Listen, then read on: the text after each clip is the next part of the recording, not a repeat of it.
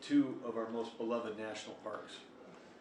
そしてまた土井審議官とともに、こちらにいらっしゃる土井審議官とともに、日米の我々が愛してやまない国立公園の協定を結ぶことができて大変嬉しく思います。Both Mount Fuji and Mount Rainier are beautiful volcanoes that symbolize strength, perseverance, and enduring power. 富士山もレーニア山もとても美しい火山で強さ、そして忍耐強さ、それらを象徴しています。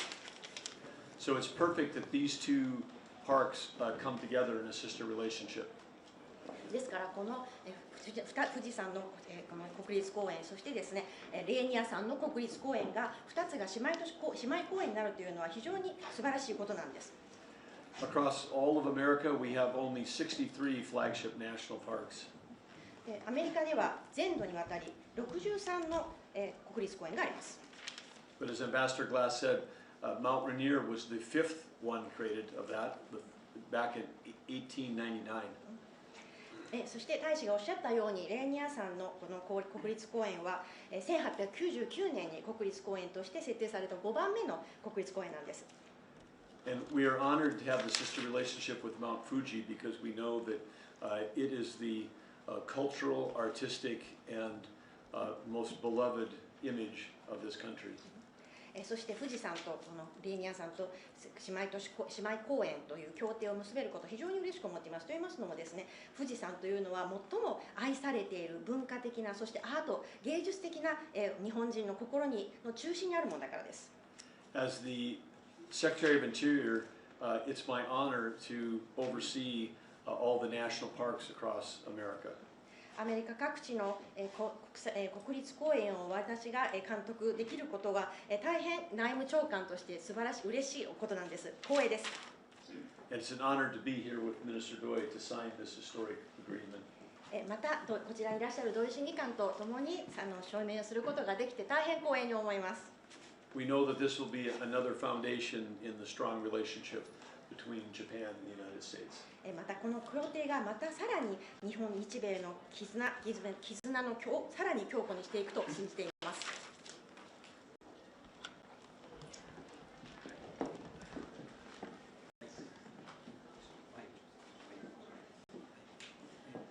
環境省を代表しまして、ご挨拶申し上げます。On behalf of the Ministry of Environment, I'd like to give a few words. 石原環境大臣がこの署名式大変楽しみにしておりましたが、国会の都合上今回は欠席という形で代理で参加させていただきます。Our Minister Ishihara was really excited about this signing ceremony. However, due to the diet duty, he's unable to attend. 大臣は非常に残念がっていました。He was terribly disappointed to miss this signing, this opportunity. 本日は大臣が署名したご描きをお持ちしましたので、長官に加えて署名をいただきたいと思っております。I brought the memorandum of cooperation already signed by our Minister Ishihara, so later on I'd like to kindly ask to request Secretary Burgum to sign it as well. 日本の国立公園制度は2031年に100周年を迎えます。In 2031, Japan's national park system will celebrate 100th year. 北海道から沖縄まで全国に35の国立公園を持ち、この国立公園をですね、地域の人々とともに国の宝として大切にしてきているものです。Across Japan, from the northern island of Hokkaido through southernmost island of Okinawa, we have 35 national parks being designated, and each season, each park embraces beauty and rich culture together with local communities, even protecting those Japan's treasures. 我々の日本人の心の宝である国立公園とアメリカ合衆国が大切にされている国立公園が姉妹公園という形で提携できることを心より感謝を申し上げます。I truly appreciate that we are able to arrange a sister park arrangement together with your national parks. So our treasure national parks will be able to have a sister park arrangement. You're allowed the national parks in the States. I'm really excited about it and appreciate your effort.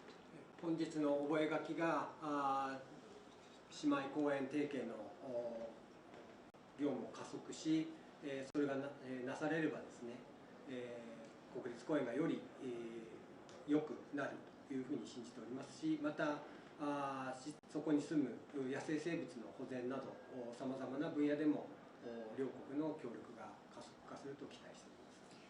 On the occasion of signing this memorandum of cooperation, I believe that we'll be able to accelerate all related initiatives related to national parks. And I believe that we are able to further advance the protection of wildlife who live in national parks as well. So I believe that this occasion will advance our cooperation goal. 両国の国民が互いにですね、この姉妹公園を訪れ、楽しんでいくということを期待して本日臨みました。I am generally hopeful that people in both nations will visit both sister park arranged national parks in both nations, and I'd like to I'm looking forward to happening that. ありがとうございます。 Thank you very much. I'd like to conclude my speech here. And before I sign, サインする前に I wanted, there's a special personal note. I'm quite certain that the only ambassador to Japan that we've ever had who's actually climbed Mount Rainier is Ambassador Doug. おそらくですね、大使の中でレーニア山に実際登られた大使は大使だけだと思います。Mount Rainier is quite a difficult climb. This mountain till today has over 25 named glaciers. でレーニア山なかなか登るのが難しくて25の氷河があります。And at over 14,000 feet in elevation, it's the highest mountain in the Pacific Northwest.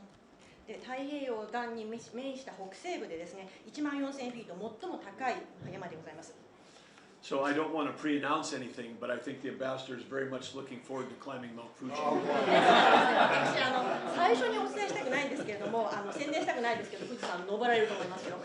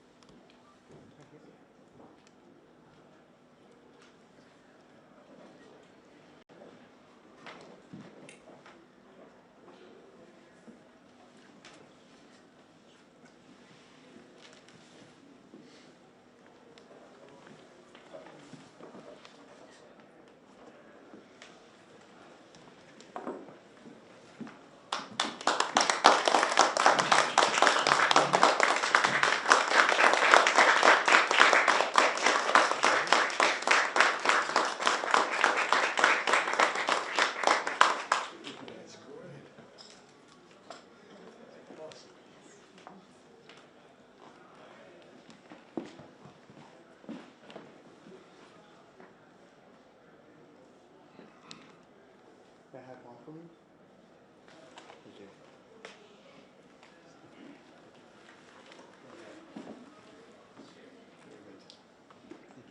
Thank you, Ambassador. Thank you, everyone. 皆さんありがとうございました。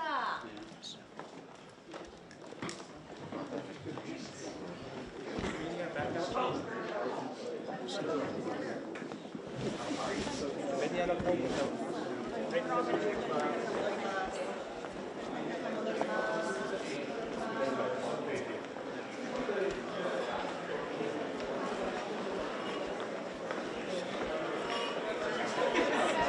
Oh yeah, of course, yeah.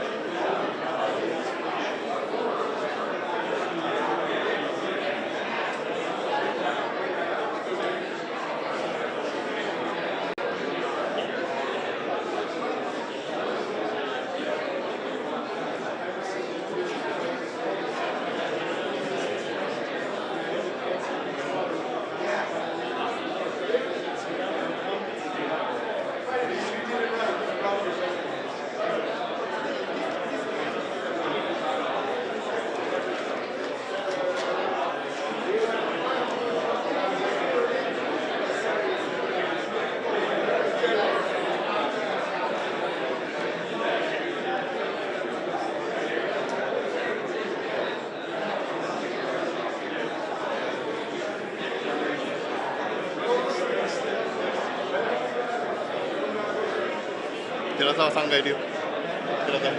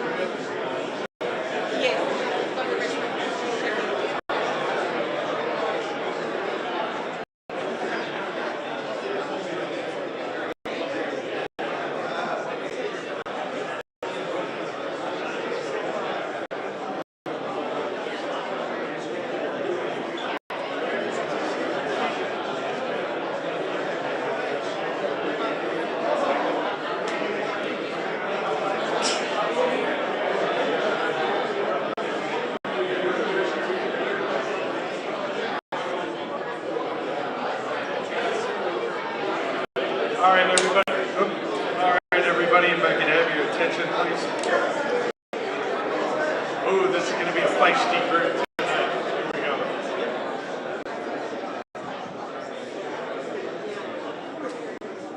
All right, we're going to kick off this evening. I'd like to welcome everybody for being here tonight. A warm welcome to the newly dedicated MacArthur House. It is a true honor to host this curtain raiser for this weekend's inaugural Indo-Pacific Energy Security Ministerial and Business Forum. That is quite the mouthful, so now I know how they came up with IPEM as the acronym. Let me first extend my sincere thanks to Secretary Burgum. Thank you for coming. Minister Amada, Administrator Zeldin, Assistant Secretary Hosfite, and Chairman Mietta. And thank you for joining us this evening and for sharing a few words with us shortly. The number of government and business leaders from across the region in this room reflects the accelerating importance of energy to our technology-driven economies. And I cannot think of a better place to host this event than here in Tokyo, Japan. A nation that has faced and overcome many energy challenges during its extraordinary economic rise. With limited natural energy resources of its own, Japan has adapted, it's adjusted, and it has innovated to power its progress. The catastrophic earthquake that devastated communities across northern Japan exactly 15 years ago this week was a stark reminder of our modern economy's reliance on stable energy supplies. Residents in Japan during that time remember well the rolling blackouts and public power saving campaigns to prevent a collapse in the power grid. Japan learned much from the disaster, including the need for strong and reliable energy partnerships with nations like the United States. As AI advanced chips and other advanced technologies, this reshapes our industries and societies at an unprecedented rate. Securing dependable sources of energy becomes ever more critical, which is why energy is so central to discussions during President Trump's trip and visit to Japan last October. Those discussions produced commitments to invest in American energy, infrastructure projects, cutting-edge technologies that will reinforce American energy dominance and ensure our economies flourish in the years and decades ahead. On the President's very first day in office last year, he promised to unleash affordable and reliable American energy and natural resources. And Japan is helping us do just that. As part of its $550 billion investment into the U.S., Japan announced last month the first 3 projects, which include a natural gas power plant in Ohio and a crude oil terminal in Texas. These investments are far from unique. And over the past year, Japanese companies have pledged billions of dollars to American shale and LNG initiatives. The fact is, the U.S.-Japan Energy Partnership is one founded on America's abundance of natural resources and forged on groundbreaking ideas and smart enterprise. That collaborative spirit helped launch a new energy sector nearly 60 years ago, when American and Japanese experts worked together to ship America's first LNG from Alaska to Japan. Our two nations' energy cooperation has remained just as ambitious since. And today we are joining forces in areas like SMRs, fusion technology, advanced power plant design, and transmission systems. Partnerships like this are key to our ability to fuel digital transformation of our economies, which is already well underway. Right now, data centers account for less than 2% of global energy demand. That figure could hit more than 20% within a handful of years. And that might seem like a conundrum to some, but also it's a great opportunity. That kind of opportunity that the United States has embraced throughout its 250-year history. Since Benjamin Franklin first experimented with electricity, innovation has driven America's energy success. And understanding that energy is fundamental to economic development. America has been a pioneer in every area of its discovery and commercialization, from oil extraction and geothermal power to nuclear fission and fracking, all of which has been made possible through partnerships, whether between scientists, entrepreneurs, companies, or governments. And with more than 10 countries and nearly 200 energy firms represented, that this weekend's gathering, we have a golden opportunity to build partnerships of equal ambition. Partnerships that will deliver energy security for this dynamic region for generations to come. So with that, I want to thank you very much, everybody, for being here tonight. And I want to welcome onto the stage a number of speakers. First and foremost, Secretary Burgum. It is now my honor to be able to introduce somebody that has been named after the general this House now bears.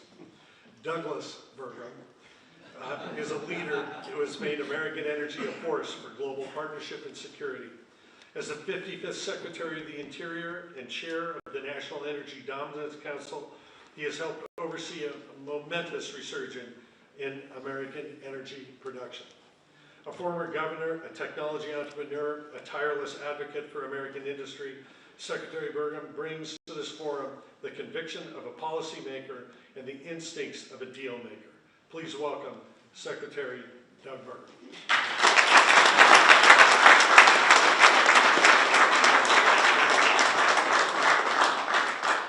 Good evening, everyone, and welcome. Thank you very much, and I want to thank Ambassador Glass and his wife Mary for hosting us in this beautiful, historic location. I want to thank all of you for being here. Your attendance matters. I can say that for all the introductions I've had in my life, this is the first time that someone has actually mentioned how I got my name.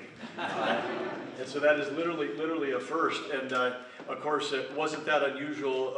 Back when I was born, Douglas was one of the most popular names in America because of Douglas MacArthur. And last year I got a call and they said, hey, they think the name Doug is making a comeback. And they gave a couple examples why. And then I went up and I used AI to look up most popular birth names. And I told the reporter, I said, yes, we've climbed back into the top 2,000 most popular birth names for 2025. So we must be making a comeback. But I do want to say it is an honor to be here tonight leading this U.S. delegation with the senior leaders from across the administration. You're going to hear from one of them or two of them here tonight, but I do want to give a shout out to my fellow cabinet member Lee Zeldin, who's the administrator of the EPA, being here. Fantastic. He's been doing an amazing job helping cut red tape and make everything related to investing in America more, I would say, sane was the word I was going to come up with, but it's also made the country much more ability for your capital to go to work, and that's what important we want to do, and at the same time still protecting our great natural resources. But we've got teams as part of our delegation here from the White House, the Departments of Interior, Energy, and the Environmental Protection Association, members of the National Security Council, the National Energy Dominance Council, which operates out of the White House, U.S. Trade and Development Agency. A special shout out to the leadership there because they're hosting this great event that we're having this weekend. And of course, we've got the chairman of the U.S. Export-Import Ex-Im Bank here with us as well. So an incredible delegation. It reflects the importance of the moment, and it reflects the importance of all of you being here because these are historic and transformational times, and we are entering an era of energy reality. Nations around the globe are starting to understand that energy is inseparable from economic prosperity, and it's inseparable from national security. We're fortunate that our president understands that. And of course, as president, with the energy dominance policy, to explain to those that may not have understood it, it's about energy abundance. It's about having enough energy to be able to sell to our friends and allies in partnership so that they don't have to be buying from our adversaries. Energy dominance and energy abundance is about making sure that you've got reliable, affordable, and secure energy for your own country's prosperity, for your own citizens, and for your own national security. That's what we're working on. And of course, as you can see, the United States is using its leadership and our resources as the #1 oil and gas producing country, the #1 LNG export producing country. Again, in those positions, a credit to President Trump, but through partnerships and policies and innovation and investment, we and our friends and allies may all be on a path towards live in a peaceful and prosperous world.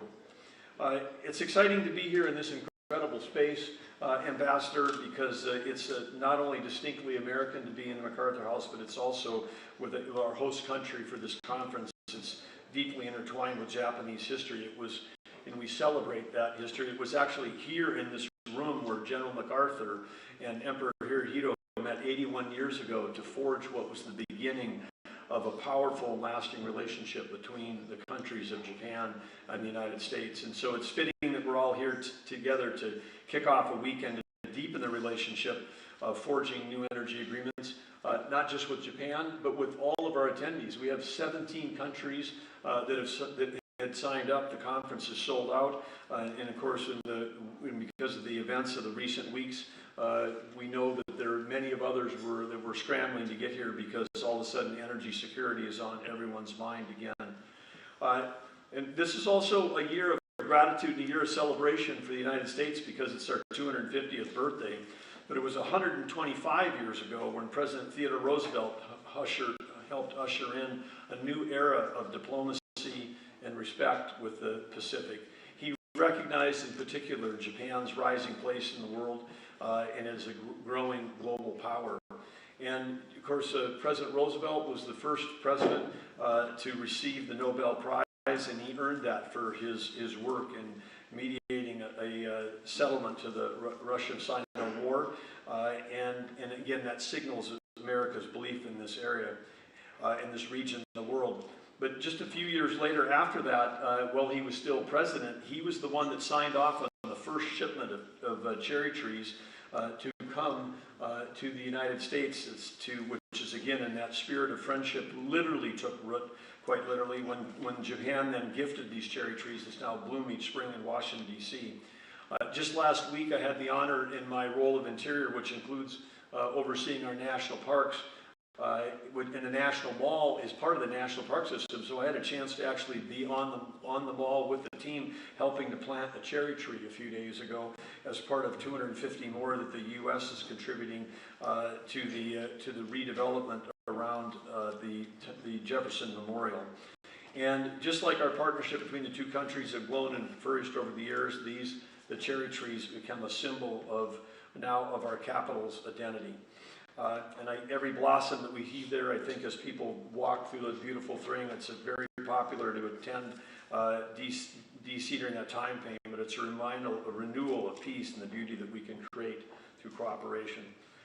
It was 125 years ago when TR was president, and now we celebrate the 250 years of independence, 250 years of freedom, 250 years of innovation.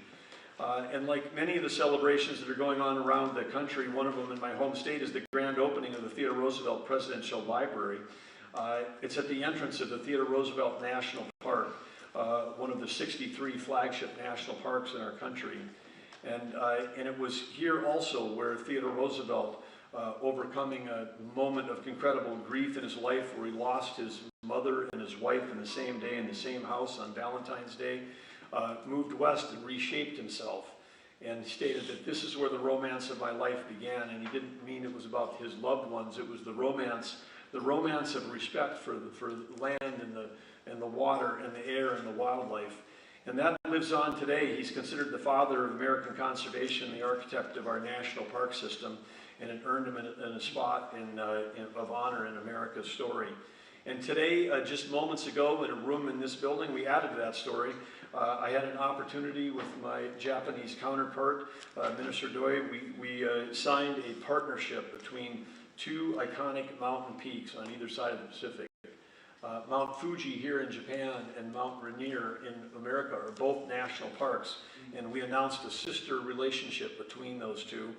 And of course, Mount Fuji, which is rising almost 3,800 meters above the nation, has been the sacred symbol of Japan for more than 1,000 years, a place of pilgrimage, of poetry, of art, and of national identity.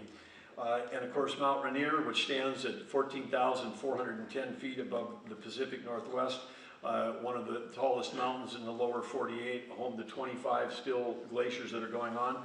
And I was happy to also announce in the room that our ambassador to Japan is the first ambassador here who's actually climbed Mount Rainier. And so I may be pre-announcing, but I think there'll be plans for a Mount Fuji climb coming up this year. But I know the ambassador is beginning that. This one's a little lower. It's a little easier. But by establishing the sister park relationship between these two beautiful and iconic things, we honor not only their majesty, but the shared values they represent of stewardship, of resilience, and the belief that natural wonders belong to future generation. And it's also symbols that we can have a world of energy abundance and take care of our environment at the same time. With innovation, I know that we can do that. This is what we've done in my home state. It's what we're doing in America. So as we celebrate America's 250th year, we look forward to the next 250 years with gratitude for people like you, your partnerships, your ideas, your commitment to building a world of peace and prosperity. And we're grateful to have all of you here today and look forward to being with you at the conference in the coming days. Thank you, Ambassador Glass.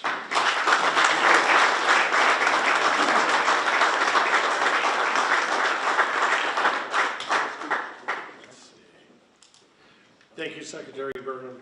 And our next speaker serves as Japan's State Minister of Economy, Trade, and Industry.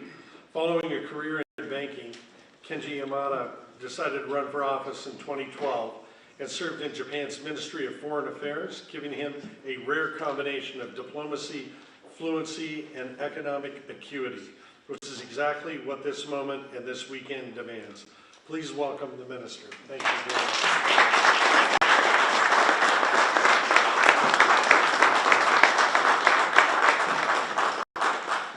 Thank you, Ambassador.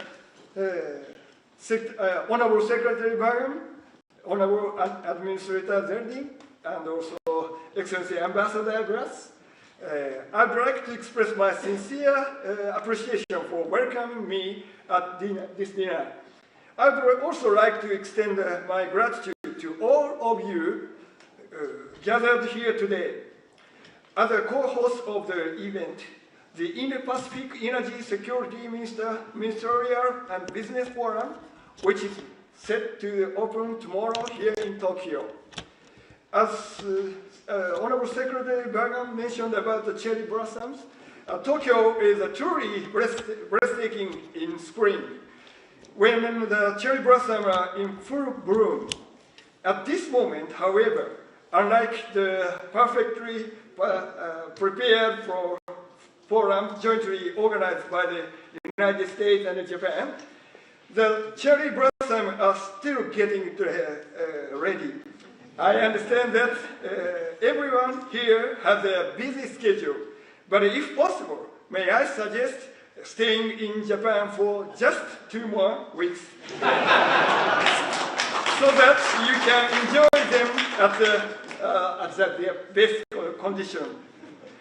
The suspension of navigation through the Strait of Hormuz has been posing a significant impact on the global economy, since the Indo-Pacific region receives nearly 80% of crude oil that passes through the strait. The consequence is even more acute for us. If this situation persists, it will inevitably heighten public anxiety and place mounting pressure on our economy. In order to respond decisively to the energy crisis we are now facing, the day before yesterday, Prime Minister Takaichi announced the release and utilization of Japan's oil reserves. Moreover, as Asia's voice in the G7 and the IEA, Japan has consistently sought understanding of the severe circumstances facing our region, while emphasizing on the need for a collective action on a global scale. Together with the United States, Japan catalyzed the IEA's historic decision to make the collective release of 400 million barrels of oil stocks.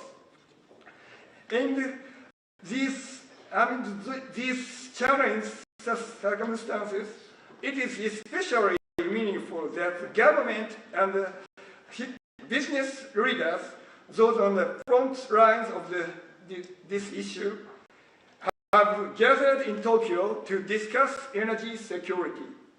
The Indo-Pacific region is truly the engine of the global growth. Some estimates suggest that approximately 80% of the increase in global electricity demand over the next 3 years will come from this region. One question to all of us here today: how will we develop and strengthen the region's energy infrastructure from a long-term and strategic perspective? We are the ones that will shape the Indo-Pacific's energy security structure for decades to come. This forum provides a unique platform where public and private sector leaders from across the Indo-Pacific region come together. As a co-host, Japan is fully committed to ensuring a meaningful custom for all participants. We will do our utmost to facilitate cooperation among governments in addressing regional energy security challenges, and to help support as many concrete private sector projects as possible. Let us join forces to make this forum a success. Thank you very much. Thank you.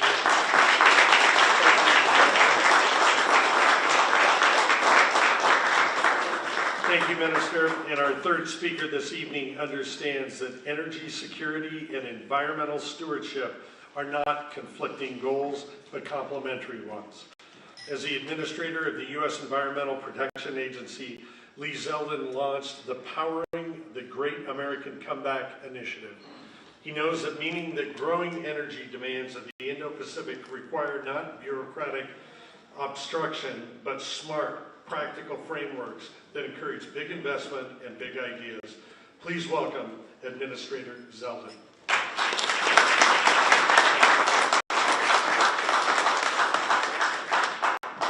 Well, thank you, Ambassador and Mrs. Glass.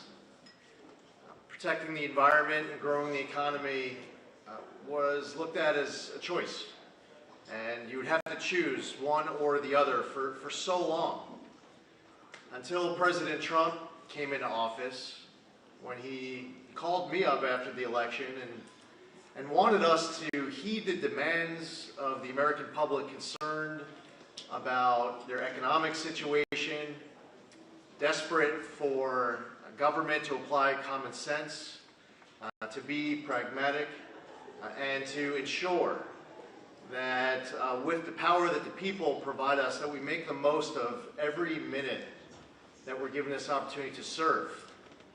President Trump didn't waste any time in signing the executive order on day one to unleash energy dominance. President Trump didn't waste any time to create a National Energy Dominance Council that brings together agencies that for too long were siloed off, focused on their own equities. The Department of Energy, Department of Interior, and EPA, and Commerce, and Treasury.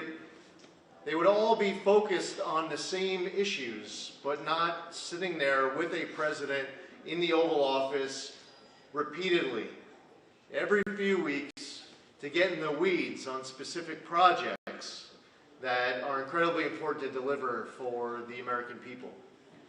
One of the things that has been most impressive about President Trump and our interaction with him since he was sworn in for this term is that when we, the members of the National Energy Dominance Council, meet with him, we can walk in there with overall topics, but we all better be prepared for very specific probing questions about projects, whether it's a new LNG pipeline in Alaska, it's a new natural gas pipeline in the northeast United States, there's a new natural gas multi-billion-dollar expansion in the Southwest. President Trump is asking about specific small modular reactors and retrofits, new nuclear projects. He's asking us about specific coal plants that were slated to shut down because of government policies that were trying to strangulate them out of existence. When we sit down with the president he is talking about rare earth, critical minerals, the supply chain from extraction from the ground through the end of the process. He wants to know how the United States can bolster our strength, our resiliency when it comes to magnets and batteries and chips and more. And it has reminded us not just to be sharp when preparing to meet with the President, but to make sure that our teams in every moment are making the most of every day to serve the public during this time of a term that will go by fast. There are so many in this room who would not be here today if not for President Trump's directive from day one to do everything in our power to ensure that everything here, from critical minerals to rare earth to energy independence and so much more, reducing our reliance on nations that we can't trust and getting closer to nations where we have historic partnerships that through this weekend will only grow stronger.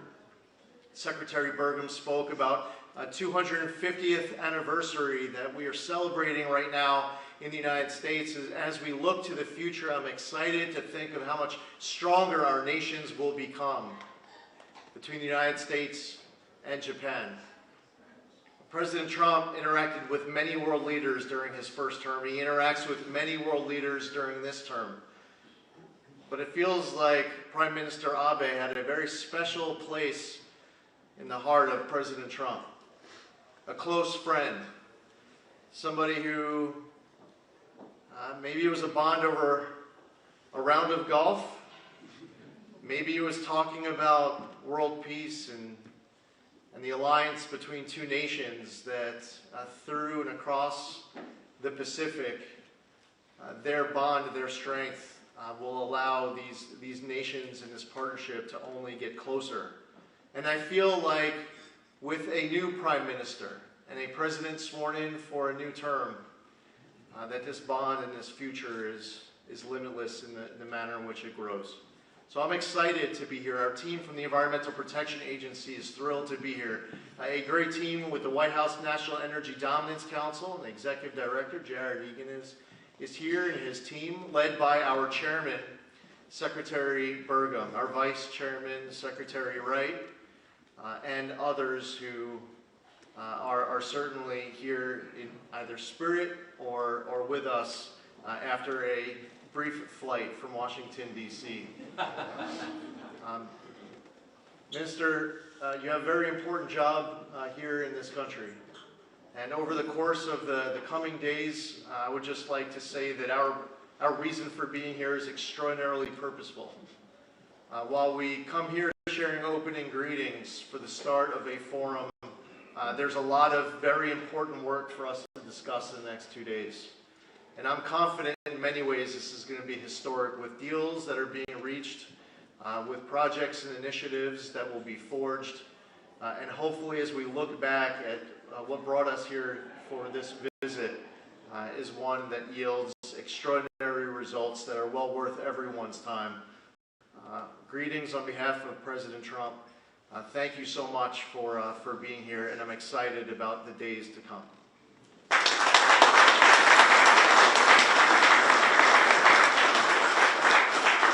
Thank you, Administrator. Our next speaker is a petroleum engineer by training, a third-generation energy worker by heritage, so he feels right at home at the U.S. Department of Energy. As the Assistant Secretary for Energy for Hydrocarbons, Geothermal, Energy, Kyle Hosfite oversees a $5 billion R&D portfolio that spans oil, natural gas, coal, and critical minerals. You're a very, very busy man. So please welcome the Assistant Secretary. Thank you.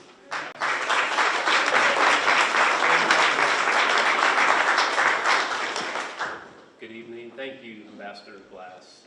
Thank you all for being here. I can tell you that America is better off, the world is better off, because President Trump is leading. We have incredible leaders here with us. Secretary Burgum, Administrator Zeldin, Secretary Wright sends his best. These leaders know how important energy is. They understand that energy fuels human prosperity, and they understand that the three most important characteristics of energy is that it's affordable, reliable, and secure. We've heard the 250-year celebration. We're very proud and excited for that. But I want to paint a picture of what can happen in just 10% of that time frame. 25 years ago, America was the leader in LNG imports. Secretary Burgum talked about today we lead the world in LNG exports. So it's an inspiration that a transformation can occur, and I believe that the deals that will occur this week can be the seeds that spur into massive opportunities, transformations for Japan, for the Indo-Pacific region, and for our allies across the world. 25 years ago, we were importing LNG. We were trying to figure out how to produce more oil. And through partnership, through innovation, through our national labs, we cracked the code. We figured out how to extract resource from rock that was once thought to be Loctite. The shale revolution unlocked gas first and then oil, taking us from a net energy importer to net energy exporter, moving us from energy reliant to energy independent in 2018 to today being energy dominant. Secretary Burgum talked about what energy dominance means. It means we can share with our friends and allies across the world. One of the first things President Trump did when he entered office was he ended the horrendous LNG pause from the Biden era. He did that so we could serve our allies and friends across the world. Since that occurred, the Trump administration has approved 18 BCF per day of new LNG export facilities that will be built in the next few years. It'll take the U.S. from exporting 16 BCF today to almost double that in just 3 years, 30 BCF per day of LNG export. Reliable, affordable, secure LNG that our allies can rely on. And that's what we want to be known as. We want to be a reliable partner. We know how important energy is. You need it around the clock. It has got to be there day and night. So we're looking forward to the dialogue, deepening relationships, and many great deals. So thank you for the hospitality. We're excited for the next 2 days.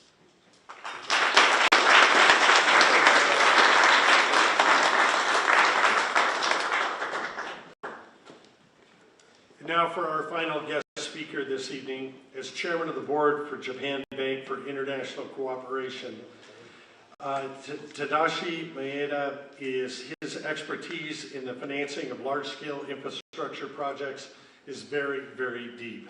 He has held numerous positions at JBank, including Director General of the bank's Energy and Natural Resources Finance Department. And besides everything else, he's been a wonderful friend and a wonderful partner in the United States of America. So thank you very much. Please welcome him up.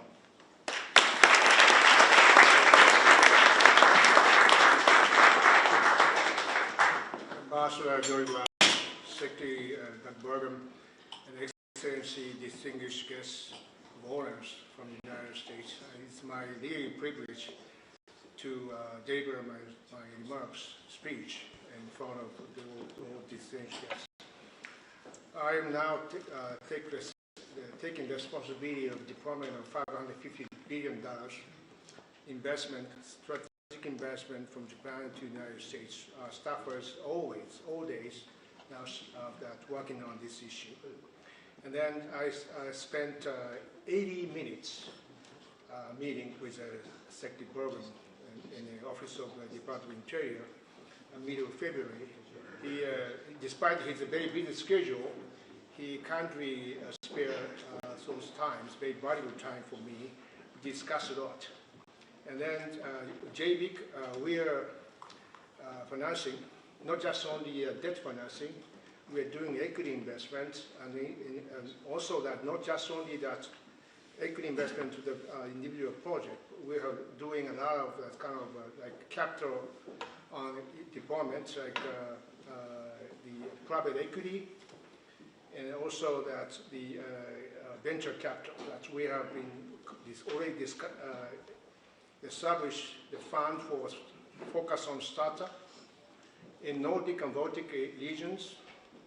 The name of the fund is Nordic Ninja.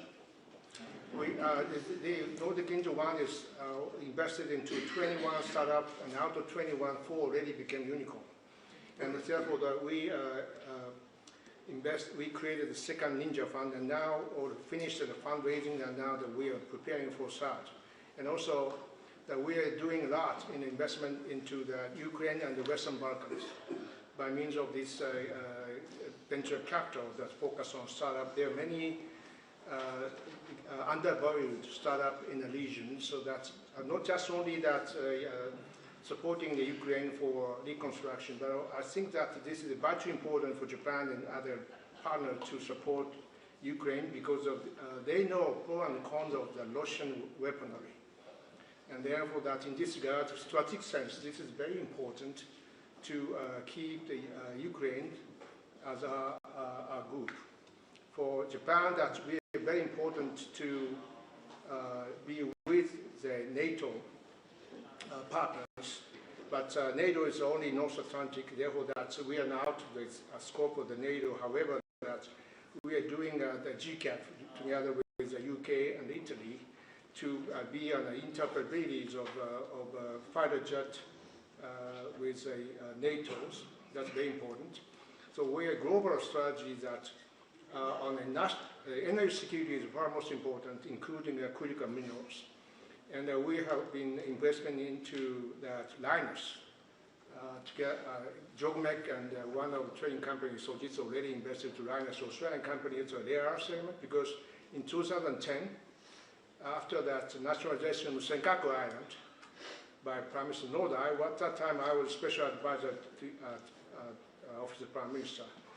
I'm one of the witnesses that China put on a ban on exports of rare earth elements to Japan as a retaliation. So we know how they behave. We know how Russia behave. I know how the North Korea behave. Therefore, that global partnership and among that real partners, real friends, is vitally important. In this regard, I was in office of Secretary Burgum in the middle of February. He kindly spent 80 minutes for me, and as we discussed many projects, including Alaska LNG. My good friend, Senator Dan Sullivan from Alaska, he and I are friends since he was the Bush 43 White House. But we have a long track record of my working with a Republican administration, not only the Trump administration, but Bush 41, Bush 43. So that's I was in Washington for altogether 7 years, all Republican administration time, by coincidence. But it's a good honor to now another Trump administration. That Your Excellency referred to the Prime Minister Abe. I was played role of Prime Minister Abe's special envoy to UAE. I had a meeting with then Crown Prince Sheikh Mohammed bin Zayed. I carried his personal letter of Prime Minister Abe to him, so that I discussed a strategic relationship with UAE, in particular with Abu Dhabi, with him, so that we provided finance to ADNOC 7 times. Altogether, we provided 24 billion US dollars to ADNOC, to Abu Dhabi. So that we're now working on that in third countries like Kingdom of Morocco.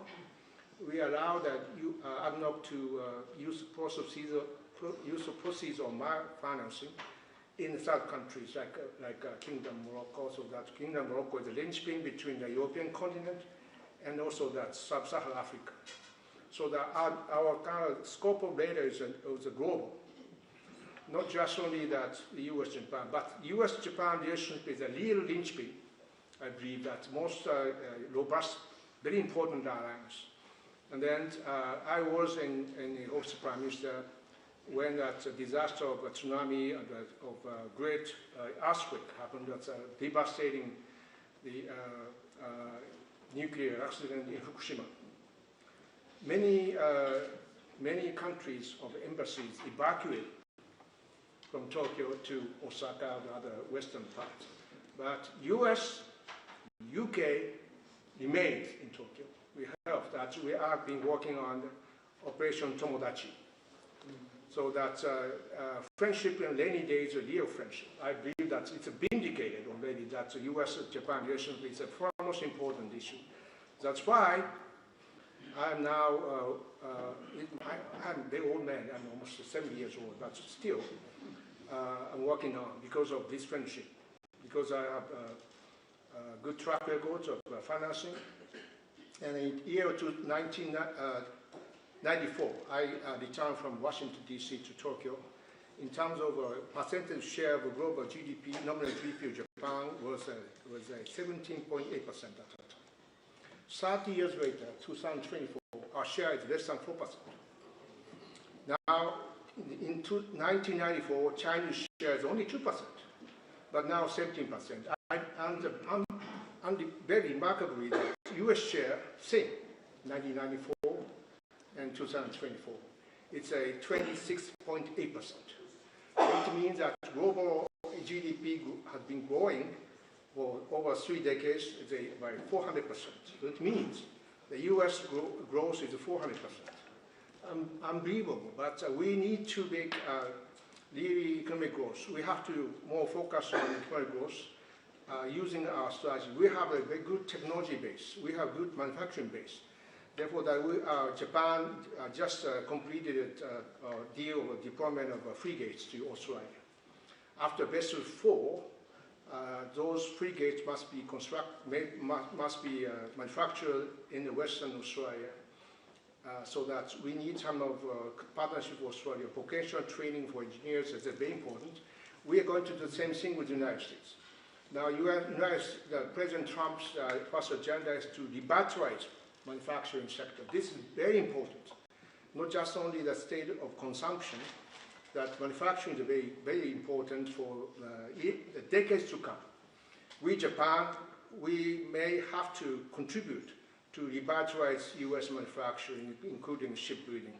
That's why I'm doing not just only that LNG, but also that shipbuilding, for example, icebreakers. For example, in Alaska, the United States needs icebreaker, but U.S. doesn't possess any icebreakers. Therefore, that Japan and maybe with the Republic of Korea, we can cooperate together. It's my desire. So that in this weekend, I believe that any bilateral discussion will be made between Japan and the United States and other countries, including many like-minded countries. I do hope that these meetings will be very valuable and to make additional value to this robust area. Thank you so much. Thank you.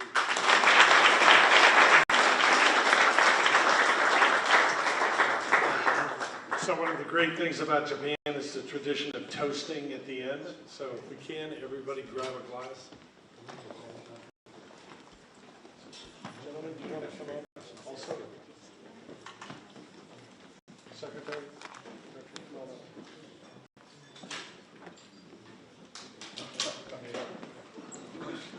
That way I don't have to toast alone. So, looking forward to tomorrow's conference for the next 2 days. I can only hope there's tremendous success and that we are so blessed to be able to have such great leaders from America here to participate. So I look forward to seeing everybody and talking as the weekend goes on. But to that, I have to say, come by. Come by. Come by. Cheers, cheers. Secretary, Ambassador, thank you.